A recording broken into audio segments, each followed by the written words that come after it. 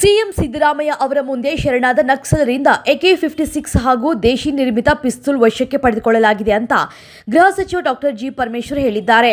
ಶರಣಾಗತ ನಕ್ಸಲರ ಆಯುಧ ಎಲ್ಲಿ ಅಂತ ಬಿಜೆಪಿ ನಾಯಕರು ಪ್ರಶ್ನೆ ಮಾಡಿದ್ರು. ಈ ಹಿನ್ನೆಲೆಯಲ್ಲಿ ಈ ಕುರಿತಾಗಿ ಪ್ರತಿಕ್ರಿಯೆ ನೀಡಿದ ಜಿ ಪರಮೇಶ್ವರ್, ಉಳಿದ ಶಸ್ತ್ರಾಸ್ತ್ರದ ಬಗ್ಗೆ ಪೊಲೀಸರು ಮಾಹಿತಿಯನ್ನು ಸಂಗ್ರಹ ಮಾಡ್ತಾ ಇದ್ದಾರೆ ಅಂತ ತಿಳಿಸಿದ್ರು. ರಾಷ್ಟ್ರ ರಾಜಧಾನಿಯ ಹಣೆಬರಹವನ್ನ ಬರೆಯುವ ದೆಹಲಿ ವಿಧಾನಸಭೆಗೆ ದಿನಾಂಕ ನಿಗದಿಯಾಗಿದೆ. ಮತ್ತೆ ಅಧಿಕಾರವನ್ನ ಉಳಿಸಿಕೊಳ್ಳುವುದು ಆಮ್ ಆದ್ಮಿ ಪಾರ್ಟಿಗೆ ಪ್ರತಿಷ್ಠೆಯ ಪ್ರಶ್ನೆಯಾಗಿದೆ. ಆದರೆ ಈ ಬಾರಿಯ ಕ್ಷೇತ್ರದ ಗ್ರೌಂಡ್ ರಿಪೋರ್ಟ್ ಪ್ರಕಾರ ಆಮ್ ಆದ್ಮಿಗೆ ಚುನಾವಣೆ ಗೆಲ್ಲುವುದು ಅಷ್ಟು ಸುಲಭದ ಮಾತಲ್ಲ. ಜೊತೆಗೆ ಖುದ್ದು ಅರವಿಂದ್ ಕೇಜ್ರಿವಾಲ್ ಗೆಲ್ಲುವುದು ಸುಲಭವಲ್ಲ ಎನ್ನುವ ಮಾತಿದೆ. ಬೆಂಗಳೂರು ಸುರಂಗ ರಸ್ತೆ ನಿರ್ಮಾಣಕ್ಕೆ ಸಂಬಂಧಿಸಿದಂತೆ ಸಿದ್ಧಪಡಿಸುವ ವಿಸ್ತೃತ ಯೋಜನಾ ವರದಿ ಲೋಪದೋಷಗಳಿಂದ ಕೂಡಿದೆ ಎಂಬ ದೂರುಗಳು ಕೇಳಿಬಂದಿವೆ.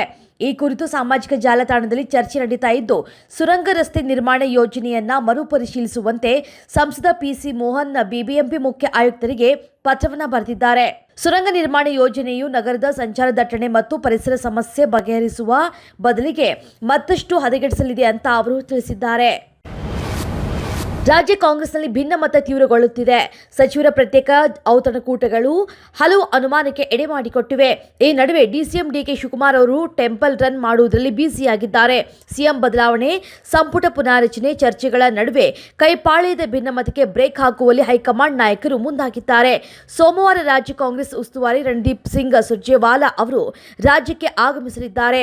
ಸಿಎಂ ಸಿದ್ದರಾಮಯ್ಯ ಹಾಗೂ ಡಿಸಿಎಂ ಡಿಕೆ ಶಿವಕುಮಾರ್ ಜೊತೆಗೆ ಸಭೆಯನ್ನು ನಡೆಸಲಿದ್ದಾರೆ.